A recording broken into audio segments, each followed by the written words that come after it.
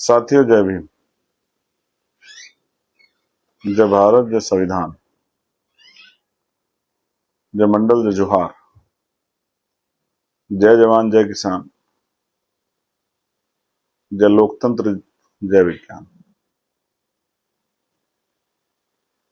ये important live जो आज हुआ उसको लेके है, और ये बताने के लिए है, कुछ बातें आपके सामने लाने के लिए कि आपको पता लगे क्या है, क्या हो रहा है और क्या करना चाहिए। आप जानते हैं कि हम लोग इस प्रोटेस्ट में इसलिए जुड़े कि नौजवानों को उनके हक अधिकार हम लोग को दिलाने, और नौजवान परेशान है क्योंकि बार बार उसके सपनों पे हमला हो रहा है। और सिर्फ उसके नहीं, उसके ये एक हर एक नौजवान जो है ना, उसका परिवार भी उससे जुड़ा हुआ होता है। जैसे मैं हूं, अगर मैं आगे बढ़ता हूं तो इसका कहीं ना कहीं लाभ, चाहे मैं कुछ भी ना करूं, लेकिन एक सम्मान के तौर पर मेरे परिवार को मिलेगा और उनकी उम्मीदों को मिलेगा, और व्यक्तिगत रूप से मेरी आने वाली पीढ़ियों को भी मिलेगा। इसमें भी कोई दो राय नहीं। और ये एक नेचुरल प्रोसेस है कि आपकी बहन, जैसे मैं अगर नौकरी लग जाऊं तो मेरी बहन के लिए मैं बहुत कुछ कर सकता हूं, मेरे भाइयों के लिए मैं बहुत कुछ कर सकता हूं, मेरी माँ के लिए, मेरे पिता के लिए मैं बहुत कुछ कर सकता हूं। तो पूरे परिवार की भावना उससे जुड़ी होती है। जिस तरह से नौजवान आया था सड़कों पे और 30 दिन से डटा हुआ था, काबिले तारीफ है। उनकी हिम्मत को मैं सराहना करता हूं। और सिर्फ बेटे नहीं, बेटियां भी, माएँ भी, और वो पिता भी जिन्होंने अपने बच्चे खो दिए। इन हत्याओं का जिम्मेदार कौन है, इस बात पे हम लोग बार बार सुन रहे हैं। मेरे अनुभव के आधार पर मैं कह सकता हूं, इसके जिम्मेदार सरकार है। ना सरकार इस तरह की पॉलिसी करती, ना ही इस तरह के लोगों को अवसर देती, एनटीए जैसी एजेंसियों को, ना ही पेपर लीक होते, ना ही बच्चों को सड़कों पर आना पड़ता। लेकिन फिर भी एक बड़ी बात यह है कि क्या इस आज जो हुआ उसको रोका जा सकता था? जो हिंसा हुई इसको रोकी जा सकती थी? नौजवानों का जो समंदर आज दिल्ली में आया था देश की राजधानी, क्या इसको रोका जा सकता था? तो इसका जवाब आपके और मेरे दोनों के पास है। हाँ, इसको रोका जा सकता है। हाँ, इस इतने बड़े जन समुद्र को दिल्ली आने से रोका जा सकता है। हाँ, इस इतने बड़े जो है विरोध को रोका जा सकता अगर सरकार संवाद कर लेती, बात कर लेती, जो आज उसने की।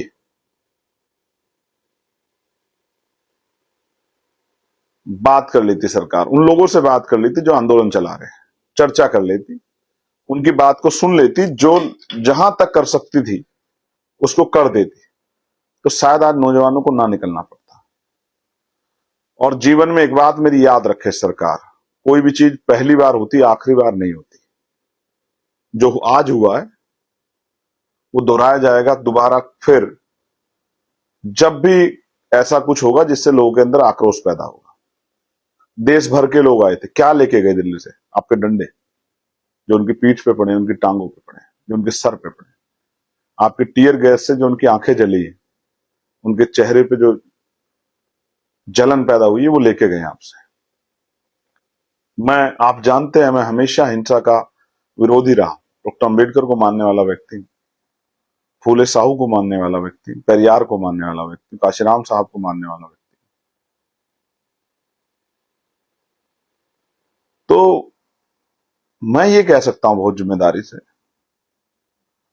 कि ये हिंसा जो हम अभी मीडिया चैनल्स पे देखेंगे कि ये हुआ, ये इसके लिए पर्याप्त प्रयास जो का है सरकार ने उनसे ना वार्ता करके, और फिर जब वो निकल के आ गए हैं, आप देख रहे हैं, आपके पास इंटेलिजेंस है, 2 किलोमीटर पता लग रहा है, रात को पता लग गया है कि लाखों लोग आ गए हैं, सुबह आपको पता लग गया है कि भाई लाखों लोग आ गए हैं। और मेरे अनुभव के हिसाब से आज 10 लाख से ज्यादा लोग दिल्ली में थे, नौजवान।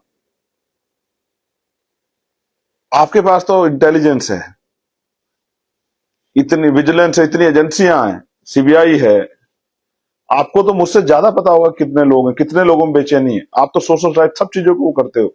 ये दिल्ली है, देश की राजधानी, सारे जो है स्पेशल चार्ज लेके सब कुछ आपको सब पता था। आप कल रात में वार्ता करते, आप आज वार्ता करते, आप सुबह वार्ता करते, लेकिन आपने नहीं की क्योंकि आप चाहते थे प्रोटेस्ट हो। क्योंकि जब तक वो पीसफुल प्रोटेस्ट वहां था तब तक आपको समझ आ रहा था कि जब तक इसमें हिंसा नहीं होगी तो आप इन पे आरोप नहीं लगा पाओगे, इनको हटा नहीं पाओगे। जबकि ये भी सच है कि मैंने ये बात जब वो मुझसे मिलने आए, मुझे निमंत्रण देने, मैंने उनसे कही थी कि पहलवान बेटियों के समय में भी ऐसा हुआ था। जब उन्होंने जंतर मंतर छोड़ा था तो दोबारा बैठ नहीं पाए इस पर। और किसी भी आंदोलन की शक्ति होती है उसकी उसकी शालीनता, उसकी शांति, उसका अनुशासन। तो आज जो पुलिस से के जरिए आपने लाठी बजवाई है नौजवानों पे, नौजवानों में भी, बच्चियों पे, बेटियों को भी नहीं छोड़ा, आज उनको भी पीटा। और ये भी एक कड़वा सच है कि उसमें नहीं थे लोगों के पास, जो अधिकारी कर्मचारी वहां थे उन पे नेम प्लेट नहीं थी। और मैंने तो ऐसे भी, मेरे पास वीडियोज हैं जिनमें कुछ ऐसे लोग बैठे हुए हैं जो किसी उस तरह के संगठन से जुड़े हुए हैं लेकिन पुलिस का हिस्सा नहीं है, वो डंडे लेके बैठे हैं, बच्चों को पीट रहे हैं। यानी कि जानबूझ के आपने प्रकोप किया कि ये पूरा आंदोलन वायलेंस की भेंट चढ़ जाए। मैंने भी बहुत बच्चों को डांटा क्योंकि वो जिद कर रहे थे हमें इधर मूवमेंट करनी, उधर मूवमेंट करनी। मैंने आज सख्ती की उनपे कि नहीं, और इसलिए कि उनके भले के लिए, कि आज बाहर माहौल अच्छा नहीं था। बच्चों को तो मैंने बहुत को डांटा कि नहीं, आप नहीं जाओगे। और 25-30 जगह जाके मैंने उनसे कहा कि अपने स्थान पर बैठ जाओ, क्योंकि जब वो निकल के आए हैं तब हम लोग पार्लियामेंट में थे। जब वो आ गए, मुझे पता लग गया, तो मैं तत्काल गया हेडक्वार्टर के दस्ते होते, और मैंने उनसे अपील की कि भाई आप बैठ जाओ, जहां भी हो वहीं बैठ जाओ, बस आगे मत बढ़ो। क्योंकि जैसे आप आगे बढ़ोगे तो पुलिस तो सरकार के सर पे गोली भी चला देगी। ये कहते हो कि हमें संसद की सुरक्षा करनी थी और हमारे लिए संसद की सुरक्षा महत्वपूर्ण है। ये बातें मैंने समझाई सब लोगों को और बिठाया। और मैं धन्यवाद देता हूं उन बच्चों का जिन्होंने चाहे भले ही डांट भी खाई हो लेकिन मेरी बात को माना और वो एक जगह पर रुक गए। लेकिन आज का जो जोश था नौजवानों में, जो उनके मन के भाव थे, जिस तरह के, मैं समझता हूं कि जिस तरह की चीजों से वो निकल के आए, जो उनके मन में चल रहा है, मैं सरकार को सचेत करना चाहता हूं कि अच्छा नहीं। आज ये मूवमेंट बहुत सारे लोगों ने समझा के, बहुत सारे आपने प्रेशर बना के वो कर लिया, लेकिन ऐसा नहीं कि ये दोबारा नहीं हो सकता। आपको नौजवानों की मांग को सुनना पड़ेगा और फिर ऐसा ना हो कि कई जो है मंत्रियों के इस्तीफे होने पड़े। तो एक धर्मेंद्र प्रधान जी के लिए आप मत उलझो युवाओं से, कराओ उनका इस्तीफा, उनकी मांग मानो। और मैं अपील करूंगा नौजवानों से भी वो शांति रखें, और पुलिस से भी अपील करूंगा कि वो निर्दयी ना हो। इन नौजवानों को, ये भारतीय नौजवान, इनके साथ गुंडों जैसा, अपराधियों जैसा व्यवहार ना करें। ये देश का भविष्य है। कल इनमें से कोई आईएएस बनेगा, आईपीएस बनेगा, डॉक्टर बनेगा, इंजीनियर बनेगा, वकील बनेगा, जज बनेगा, क्लर्क बनेगा, प्रोफेसर बनेगा, टीचर बनेगा, चिंतक बनेगा, जर्नलिस्ट बनेगा। कैसी छाप छोड़ना चाहते हो? आप कहते हो हम संवाद वाली सरकार है, आप कहते हो लोकसभा में आपकी सरकार कहती है कि भाई संवाद होना चाहिए, चर्चा होनी चाहिए, नारेबाजी नहीं होनी चाहिए। यहां आपने संवाद नहीं किया, उसकी वजह से आप दिल्ली देश की राजधानी में क्या देखा? मैं आपको कहना चाहता हूं कि वो आए थे और चेता के गए हैं, आपको इनकलाब करके गए हैं, आपके कान खोल के गए हैं। और इसको आप उनकी चेतावनी मानो, क्योंकि 51% नौजवान है इस देश में। जिस दिन उसने ठान लिया तो जमानतें जब्त हो जाएंगी उन लोगों की जो आज सरकार में बैठ के अहंकार कर रहे हैं। मैं उन युवाओं को धन्यवाद देता हूं जो अपने हक अधिकार के निकले और आज उन्होंने साबित कर दिया। जो बार बार कहा जाता है कि भारतीय नौजवान जो है वो धर्म की चाशनी में डूबा हुआ है और उसको फर्क नहीं पड़ता, उसके अधिकार छिन जाए, वो लूट जाए। नहीं नहीं, ऐसा नहीं। आज युवाओं ने अपने विरोध को जाहिर किया है, क्योंकि एक संगठन के लोग नहीं थे, एक क्षेत्र के लोग नहीं थे, पूरे देश के लोग आए थे। तो अलग भाषा को समझने वाले लोग थे, लेकिन सबकी एक ही वो थी कि free and fair examination policy होनी चाहिए और ऐसे शिक्षा मंत्री जिनके रहने के बावजूद, शिक्षा मंत्री रहने के बावजूद बार बार पेपर लीक हो रहे हैं, घोटाले हो रहे हैं, ऐसे शिक्षा मंत्री को शिक्षा मंत्री नहीं रहना चाहिए।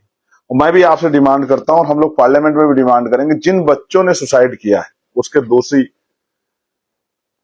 उसके जो छींटे, उसके जो खून के दाग हैं वो शिक्षा मंत्री के कपड़ों पे हैं, कुर्ते पे हैं, उनको जवाब देना पड़ेगा। और अगर नैतिकता होती उनके अंदर, जैसे पहले भी कई बार इस तरह की चीजें हुई हैं, तो नैतिक आधार पे इस्तीफे दिए जाते थे, अब वो नैतिकता नहीं रही। गलत पंगा लिया आपने, सरकार, भारत सरकार को मैं कहूं, गलत पंगा लिया है इस बार आपने, क्योंकि इस बार सामने नौजवान, और ये नौजवान रुकने वाला नहीं, मैं जहां तक मैं समझता हूं। मुझे ऐसा लगता है यहां से जाके अपने अपने प्रदेशों में बड़े बड़े प्रोटेस्ट करेगा, और जिनको जो लाठियां खा के जाएंगे उनके घर वाले भी जो हैं वो खून के आंसू रोएंगे और आपका स्वागत करेंगे। मैं उस आंदोलन में सहयोग के रूप में जुड़ा था, इसलिए मैंने डायरेक्शन नहीं दी। कई बार मुझसे भी कहा गया जब मैं गया था कि आपके पीछे, आपके साथ चलेंगे, बताओ कहां चलना है। तो मैंने कहा कहीं मत जाओ, बैठ जाओ, अब तो बस अपनी रक्षा सुरक्षा करो। क्योंकि अगर मैं लीड कर रहा होता तो मैं डायरेक्शन देता आपको। मैं आंदोलन की मदद करने के लिए गया था, लीड करने नहीं गया था। और मैं भी चाहता तो 4 लोग अपने घर के बाहर लगा के कह देता कि साहब मुझे डिटेन कर लिया गया है। लेकिन आप जानते हो मुझे डिटेन करने के लिए 4 लोग नहीं, 400 लोग चाहिए, तब डिटेन कर सकती है पुलिस मुझे। 4 लोग मुझे डिटेन नहीं कर सकते हैं। ये जिन लोगों ने करके आज जो उन नौजवानों को अकेला छोड़ दिया है, उनके बीच में सिर्फ चंद्रशेखर खड़ा था, उनसे भी नौजवान सवाल पूछेगा, उनको भी ऐसे नहीं चैन से बैठने देगा कि वो दिल्ली में रहते, लोकसभा का सत्र चल रहा है, यहीं रहते, क्यों नहीं उनके बीच में पहुंचे। उनसे भी नौजवान सवाल करेगा, जवाब देना पड़ेगा।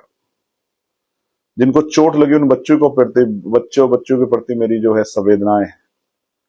दिल्ली पुलिस ने जो किया वो गलत था, और अगर आप हमसे कांटेक्ट करोगे तो हम आपकी एफआईआर भी दर्ज कराएंगे, 100% दर्ज कराएंगे। जिन भी के पास आपके पास वीडियो है, वो वीडियो आप भेजें हमारे इंस्टाग्राम अकाउंट, उस तरह से जो है कोलैबोरेट करके, तो हम लोग सर्च कर करके उन पुलिस वालों के खिलाफ एफआईआर कराएंगे अपने वकीलों के जरिए, जिन्होंने लाठीचार्ज किया है निर्दोष बच्चों पे। मैं आपको विश्वास दिलाता हूँ, आंदोलन खत्म नहीं हुआ। कल फिर हम लोग पार्लियामेंट में मजबूती से सवाल पूछेंगे। हम लोग तैयार हैं आपकी इस लड़ाई को मजबूत करने के लिए। आप लोग भी कमर कस के रखो। और जो पीड़ा आज आपको पहुंची उसके लिए मुझे खेद है, लेकिन खेद इस सरकार को व्यक्त करना चाहिए। मन की बात करने वाले हमारे प्रधानमंत्री जी करना चाहिए, हमारे शिक्षा मंत्री जी करना चाहिए। वो आज मुस्कुरा रहे थे सदन में और बच्चे लाठी खा रहे थे। समय समय की बात है, आप जाओगे इनके बीच में वोट मांगने के लिए, क्योंकि चुनाव तो आपको लड़ना ही है ना। महंगाई, बेरोजगारी, भुखमरी और तमाम परेशानियों से जनता लड़ रही है, आपको तो चुनाव लड़ना। आप जाओगे इनके बीच में, ये नौजवान भूलेंगे नहीं आपको, मेरी बात को आप याद रखना। और वास्तविकता में सच्चे नौजवान होंगे तो वास्तविकता में नहीं भूलेंगे। और जब आपका नंबर आएगा, आप जाओगे हाथ फैला के मांगने, तो ये तब आपका स्वागत करेंगे, याद रखना। आपने मुझे सुना, धन्यवाद। मेरी बहुत सारी मंगल कामनाएं। आपसे बात करने का मन था और आपको बताने का मन था कि किस तरह का जो है आज का पूरा दिन रहा।